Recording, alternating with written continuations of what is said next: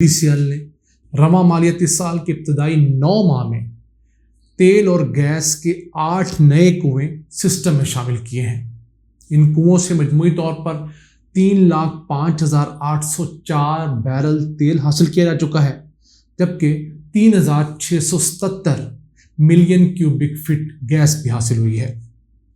اور آج ہم آپ کو بتائیں گے کہ ان تمام ڈسکوریز کے باوجود پاکستان تیل اور گیس میں کیوں خود کفیل نہیں ہو رہا۔ ہم تیل اور گیس کے بڑے امپورٹرز ہیں۔ السلام علیکم ویورز، میں ہوں آپ کا میزبان عبدالرحمان۔ پاکستان میں ہونے والی تیل اور گیس کی نئی ڈسکوریز آپ کے ساتھ ہم گاہے بگاہے شیئر کرتے رہتے ہیں، لیکن بہت سارے لوگ کمنٹس کرنا نہیں بھولتے۔ وہ پوچھتے ہیں اتنی ڈسکوریز کے باوجود پاکستان کا یہ خسارہ جو ہے تیل اور گیس کی وجہ سے ہونے والا، وہ کیوں نہیں ختم ہو رہا۔ اس کی 2 بڑی وجوہات ہیں۔ ایک تو یہ کہ جتنی گیس یا تیل ہمیں چاہیے اس سے کم ہم ایکسپلور کر پاتے ہیں۔ مثلا کس طرح؟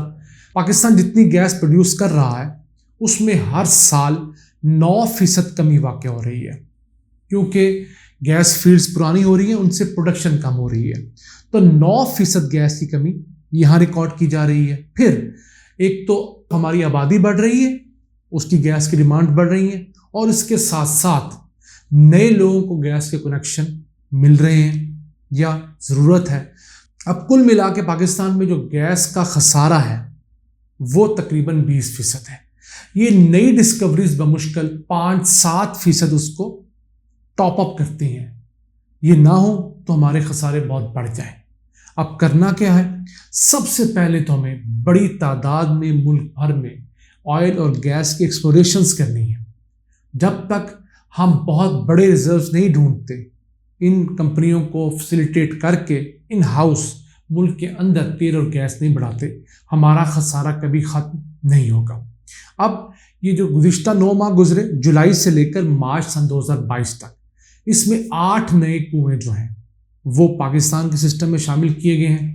ایک کا نام ہے ٹنڈو عالم 21 نمبر، سیال 1، پشکی 12، منگیورو 2، توغ بالا نمبر 2، گڈامنی 1، پانڈی 1، سیاب 1۔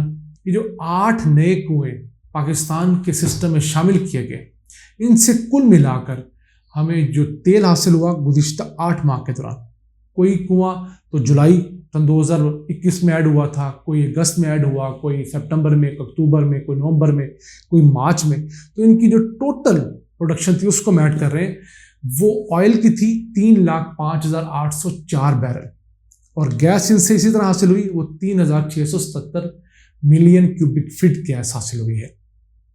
تو یہ پاکستان کے لیے بہت اہم تھی، ورنہ ہمیں یہی جب گیس باہر خریدنا جانے پڑتی تو ہمیں کم از کم صرف اس گیس کی خریداری پر $1 ارب مزید خرچ کرنا پڑنے تھے، جو ہمیں نہیں خرچ کرنے پڑے۔ تو لوکل پروڈکشن کا یہ فائدہ ہوتا ہے۔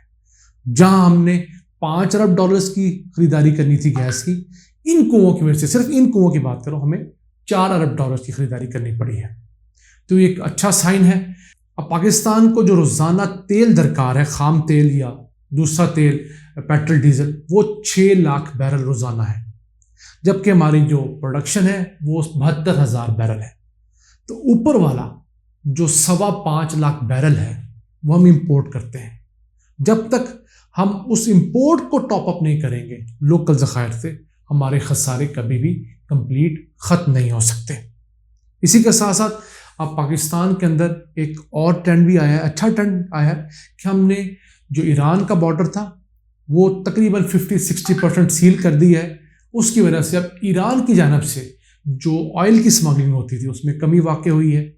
تو اب ہمارے اندر سے ڈیمانڈ تو وہی رہی، تو ہمیں لیگل چینل سے زیادہ آئل منگوانا پڑ رہا ہے اس کمی کو پورا کرنے کے لیے۔ اسی کے ساتھ بتاتے چلیں کہ پاکستان میں اس وقت 38 بلاکس ایسے ہیں جہاں پر اس وقت آئل اور گیس کی ایکسپلوریشن ہو رہی ہے، جس کو ایکٹیو بلاکس کہتے ہیں، جبکہ پچھلی PTI حکومت 34 مزید بلاکس آکشن کر گئی ہے۔ تو کل ملا کر 72 بلاکس جو ہیں ان کے اندر کہیں نہ کہیں ورکنگ یا ہو رہی ہے یا سٹارٹ ہو گئی ہے۔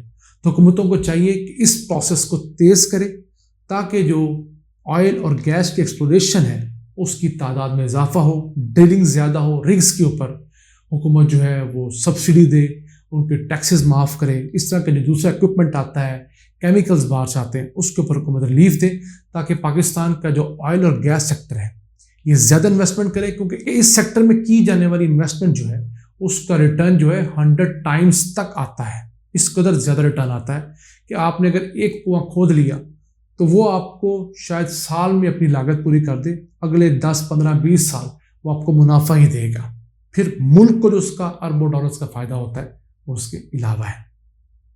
اسی چلتے ہیں آج کی دوسری اہم خبر کی طرف، تو وہ ہے کہ ایک اہم اسکیم کا اعلان کیا گیا تھا، میرا گھر میرا پاکستان کے نام سے۔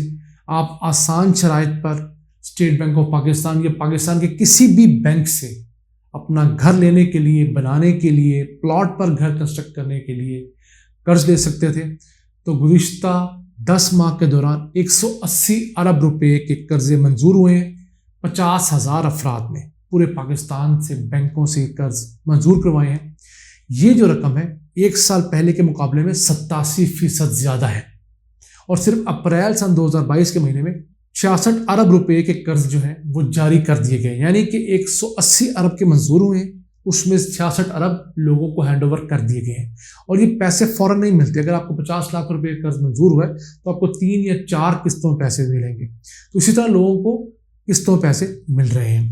اس سے پہلے سن 2020 کے اندر صرف 57 ارب روپے کے قرضوں کی درخواستیں آئی تھیں، اس سال اب تک 409 ارب روپے کے قرضوں کی درخواستیں آ چکی ہیں، گھروں قرضوں کی۔